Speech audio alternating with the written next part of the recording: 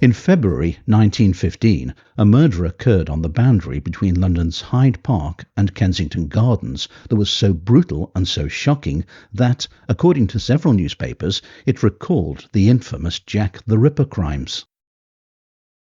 In this video, I'm going to outline the facts about the case that the press of the day dubbed the Hyde Park Mystery, the Hyde Park Tragedy, or the Hyde Park Murder, even though the crime actually took place on the section of land that separates Hyde Park from neighbouring Kensington Gardens, so it could equally have been called the Kensington Gardens atrocity.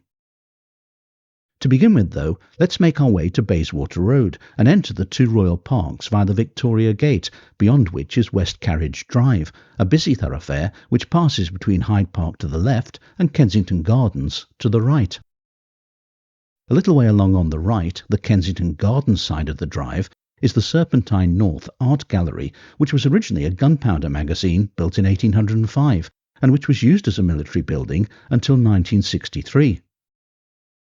Hidden away amongst the trees to the left, on the Hyde Park side, is the old police house, which remains a working police station to this day. Both of these will be mentioned as our story unfolds. To the right of West Carriage Drive is an area known as Buck Hill, which was constructed between 1728 and 1733, when 100 or so acres of Hyde Park were incorporated into the gardens of Kensington Palace, and landscape gardener Charles Bridgman developed this natural border between the formal gardens of Kensington Palace and the, at the time, undeveloped terrain of Hyde Park. To mark the boundary, Bridgman sank a 2-metre deep walled ditch, which gave the residents of Kensington Palace a splendid view, uninterrupted by an unsightly fence. The ditch became known as a ha-ha, said to be derived from the surprise people expressed on encountering it, and it proved such a brilliant idea that it was widely copied across the country. Bridgman topped the ha-ha with 3 circular ornamental bastions, one of which, the Buck Hill Bastion, occupied this site, and the foundation of the bastion can still be seen as a depression in the ground. In the second half of the 19th century, the bastions disappeared, much of their brick and stone being taken away for building material, but the ditch of the northern bastion remained as a sizable depression. By the early 20th century, the ditch had become a popular place of assignation for courting couples, especially at night, offering as it did a reasonable amount of privacy for licentious liaisons. With the outbreak of the First World War, trench warfare became the predominant form of combat, and from September 1914, both sides in the conflict began rapidly constructing elaborate networks of trench, underground and dugout systems, in which troops were well protected from enemy small arms fire and reasonably well shielded from artillery. It was, of course, imperative that soldiers knew how to dig trenches, and thus many open spaces around Britain were utilised for training troops in the art of trench construction. As one officer put it, "A soldier who goes to war these days without knowing how to dig trenches has about as much chance as a rabbit who is born without the instinct of going to ground." Both Hyde Park and Kensington Gardens were used for training, and consequently from the latter half of 1914, huge swarms of soldiers were to be found here day in and day out, honing their trench-digging techniques and practicing trench warfare in preparation for being shipped off to the front. They were billeted in barracks in various streets adjacent to the park. Inevitably, the presence of so many soldiers proved a boon for London's prostitutes, and by 1915 the London Council for the Promotion of Public Morality was complaining that Hyde Park and Kensington Gardens had become one of the moral plague spots of London. The Council's chairman, the Bishop of London, decided that decisive action was necessary to halt the decline of the nation's morals, and to that end he dispatched his own special observers to undertake clandestine on-the-spot research into the goings-on in and around the Buck Hill ditch. His officers reported back that between 7:30 and 8 p.m. on the night of their visit they had observed 48 couples locked in each other's arms, and that by 10:30 p.m. the number had swollen to 90. Not content with this meagre tally, the council's moral vigilantes kept watch for a further 10 nights, and they returned red-faced and fuming, bluttering that they had observed 746 cases of impropriety, indecency, or immorality in the park, the majority of them involving soldiers and prostitutes. It was against this background that at between 7:30 and 7:45 p.m. on the evening of Friday the 19th of February 1915, drummer Arthur Charles Walker of the 11th County of London Regiment spotted a woman lying on her right side in the Buckhill ditch.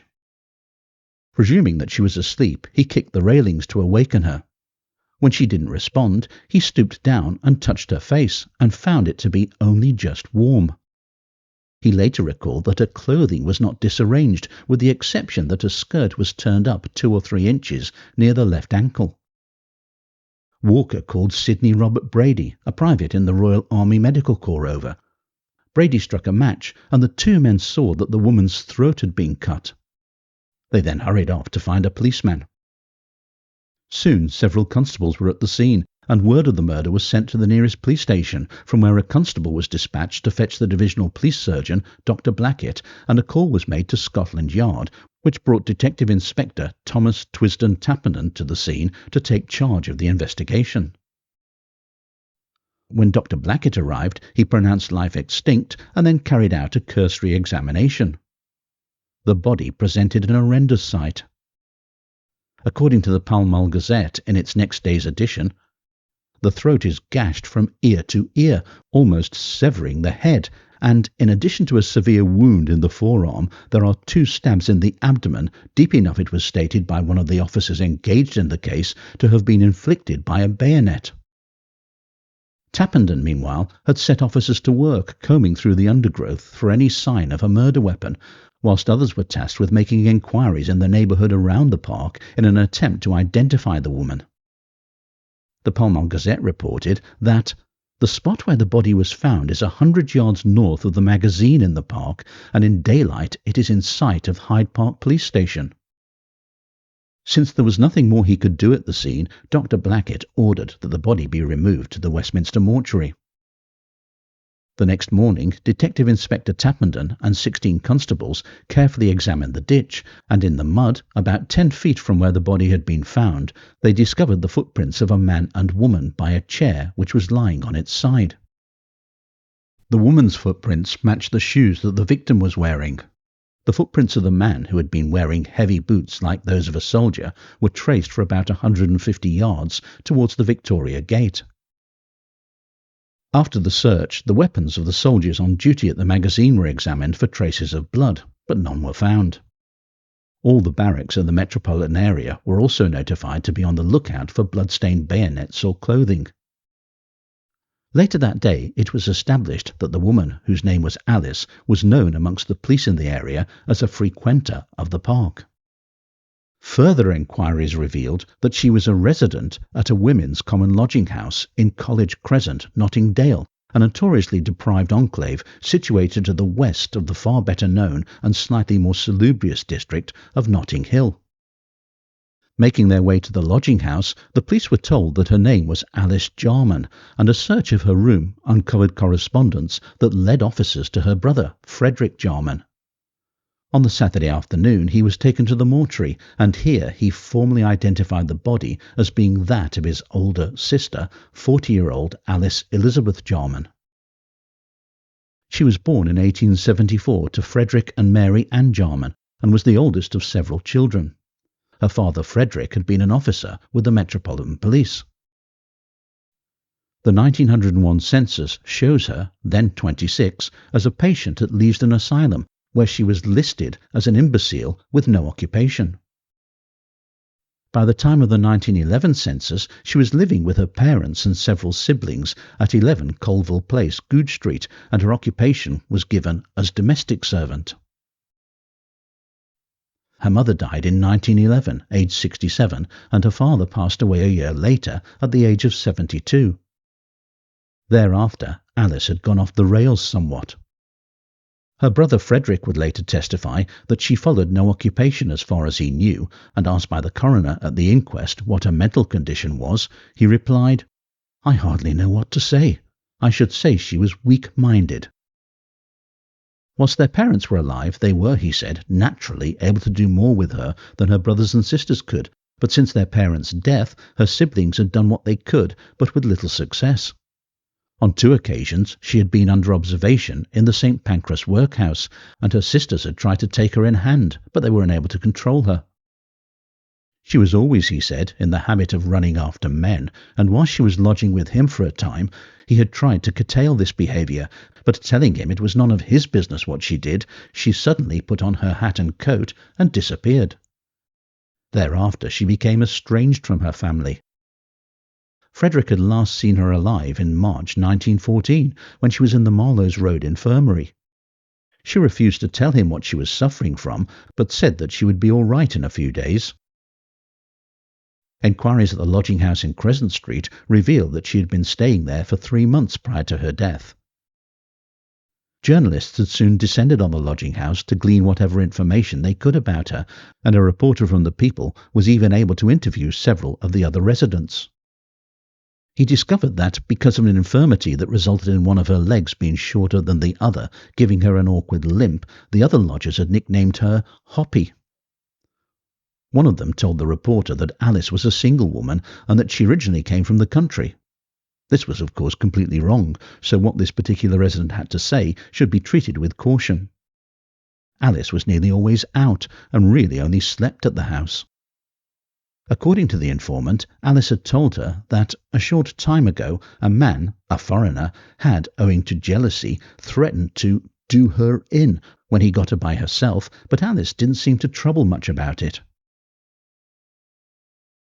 Meanwhile, the police were striving to find the perpetrator of the crime, and over the weekend a number of soldiers were detained and questioned by them in various parts of London. These included a soldier who was said to have been a deserter, but after inquiry all of them were set at liberty, and on the Saturday evening, with their investigation making little to no progress, the police released the following statement to the press. About 7:43 p.m. on February the 19th, the body of a woman since identified as Alice Elizabeth Jarman, a known frequenter of the park, was found in a ditch bordering Hyde Park and Kensington Gardens. Her throat was cut and there was a wound on her right arm and 2 cuts on the body. It is possible that her assailant was splashed with blood and his or her clothing badly blood-stained. From the condition of the ground, it is equally probable that her assailant's clothing would be in a dirty, muddy condition. Any information that may lead to the identification of the person believed to have committed the crime should be communicated to the police at the nearest station. There had been definite signs of a struggle in the ditch where the body had been found, suggesting that Alice put up a fight, but as the Daily Express reported on Monday the 22nd of February, Detective Inspector Tappenden, Sergeant Leach and other officers are investigating the crime, but their task is rendered the more difficult by the fact that no one among the territorials, and not even a sentry who was only 60 yards away, saw the woman or the murderer or heard any cries of distress. The inquest into the death of Alice Elizabeth Jarman opened on Tuesday the 23rd of February at Westminster Coroner's Court, with Coroner Mr. Ingleby Oddie presiding. The coroner began by telling the jury that the woman was about 40 years of age and had been living at a common lodging house for women in Crescent Street, Nottingdale. Apparently, on Friday she had been seen alive at about 4 p.m, and at a little after 7:30 her body was discovered dead in the ditch which divides Hyde Park from Kensington Gardens. Her clothing seemed to be in order, and nothing had been taken from the body so far as could be judged. It was, therefore, a little difficult to see what the motive for the murderer was in committing the crime. The first witness was Alice's brother, Frederick George Jarman, who testified that the deceased was his sister, a single woman of independent means. He did not know where she was living, and he had not seen her since March, when she was in the Marloes Road Infirmary. At Christmas he had received a letter from her, but it bore no address. It wished him a Merry Christmas, and hoped he would not suggest that he had an unfortunate sister. She was, he continued, somewhat weak-minded. Before their father and mother died, they were able to control her somewhat. When they died, I had her at my house, but she went away on 2 occasions, added Frederick. We put her under observation in the St. Pancras workhouse. We got her there twice, but she would not stop. She told us that she was the eldest and we had no right to dictate to her. Frederick concluded his evidence by telling the court that she always had a tendency to run after men. The next witness was Dorothy Evans, a resident of the Crescent Street lodging house, who said that she had last seen the deceased at 2 p.m. on the day of her death, when she saw her go out. Then came Mary Rutland, who testified that she shared a room in the lodging house with the victim. Alice, she said, was leading an irregular life and had told her that she used to frequent the park, where she would sometimes carry on with soldiers. Alice did not drink and had declared that she would not spend twopence on drink. In closing, Mary told the court that she found Alice weak-minded and childish. Arthur Charles Walker and Sidney Robert Brady then gave evidence as to the finding of the body. Then came Dr. Blackett, who testified to the injuries he had noticed before the body was removed from the scene of the crime. There was a deep gash in the throat and a large pool of blood around the victim's head. At a subsequent examination, after the removal of the body to the mortuary, he said that he had found that the cut reached from ear to ear and had completely severed the windpipe from the gullet. There was, he continued, a punctured wound on the right forearm, which extended right through the arm, and others on the right breast and abdomen and near the wrist. The victim had a khaki handkerchief around her neck, and there were 3 cuts on this. From the appearance of the wound in the arm, he suspected that it had been caused by a bayonet, and from that he assumed that the other wounds were similarly caused. He therefore obtained a sword bayonet and found that it fitted all the wounds. In his opinion, the wounds in the arm and chest were caused by one stab. With regard to the throat wound, it might have been inflicted by a bayonet being thrust in the side of the neck and then cut from right to left. The stabs, he concluded, might have been carried out by a left-handed man. The final witness was Dr. R.S. Trevor, pathologist of St. George's Hospital and special advisor to the Home Office, who gave expert evidence as to the woman's injuries and stated his reasons for supposing that the wounds were inflicted by a bayonet. All the injuries, he said, were inflicted with considerable violence and could not have been self-inflicted. The wound in the throat was caused first, then those in the arm and breast, and lastly the one in the abdomen. With Dr. Trevor's testimony completed, the coroner adjourned the inquest until the 11th of March to give the police time to make further inquiries. In truth, the police were making very little progress, and, according to the following article that appeared in the Dundee People's Journal, the idea that a current standard issue soldier's bayonet may have been the murder weapon was being disputed in some quarters. The movements of a number of soldiers who were billeted in the Nottingdale area and who were understood to be absent from their quarters on the night of the tragedy have been closely inquired into. It was pointed out at London Barracks that it was not the custom for any soldier under the rank of corporal to carry sidearms when off duty, although it would be possible for one to be smuggled out under a tunic.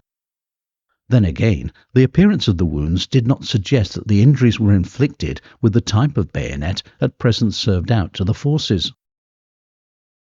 On Tuesday night, a man went into Cannon Row police station and confessed to having carried out the murder. He was detained pending a full investigation of his story, but it transpired that he was drunk when he had made the confession, and police inquiries found that he could have had nothing to do with the crime.